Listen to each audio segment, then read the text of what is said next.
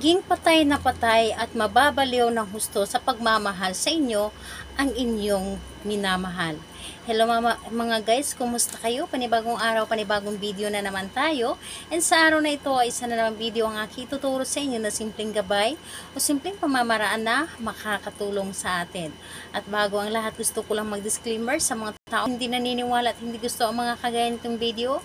Please skip this video and maghanap kayo ng videos na gustong gusto nyo dahil ang video na ito ay para lamang ito sa mga taong naniniwala and gusto mag-try. Sa lahat po ng mga nagko-comment dito sa aking video, dito sa loob ng aking channel, mag-ingat sa lahat ng mga nagre-reply sa inyo na dinadala kayo sa kanilang WhatsApp and Imo app upang makaiwas po tayo sa scam. Ngayon po, paano nga ba maging patay na patay at baliw na baliw sa atin ang ating karelasyon, ang ating boyfriend, girlfriend o di kaya yung ating asawa?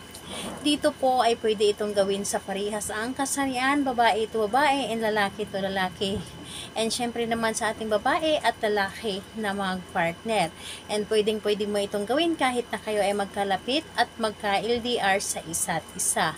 Dito po ang kailangan natin is maghanda ng isang baso clear at babasagin. Maghanda din tayo ng isang maliit na pirasong papel at kapag nahanda na ang ating mga naibanggit na dapat natin gamitin, siguraduhin natin sa ating sarili na gustong-gusto natin itong gawin at siguraduhin natin na 100% ng ating tiwala at paniniwala and higit sa lahat ang ating paniniwala. And ayun po, kailangan na mag-isa ka lamang na gumawa nito at wala pong dapat na nakakaalam at hindi mo rin ito ipagsasabi sa kahit kanino. Ngayon po, kapag ready ka na, ay pwede mo na itong simulan. Ang gagawin mo dito sa isang papel, isulat mo dito yung pangalan at apelyido ng inyong target ng 3 pieces. So 3 pieces mo siyang isulat, 3 beses po, and kapag naisulat nyo na dito ng 3 beses ang pangalan at apelyido ni target, ang gagawin po ninyo, ilagay po ninyo dito sa loob ng baso. Ilagay po ninyo at ibulong lamang ang kanyang pangalan. Ibulong po ninyo pangalan, apelyido, pangalan, apelyido, pangalan, apelyido ng 3 beses. And kapag naibulong nyo na, sabihin ninyo dito, maging patay na patay at mababaliw ka ng husto sa pagmamahal sa akin. Wala kang ibang mamahalin kundi ako lamang. Wala kang ibang tititigan kundi ako lamang. At mamahalin mo ako habang buhay. Mamahalin mo ako ng higit pa sa iyong sarili.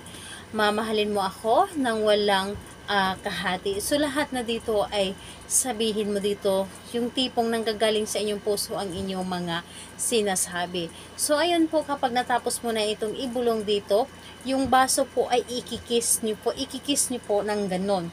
So ikikis po ninyo ng 3 ulit.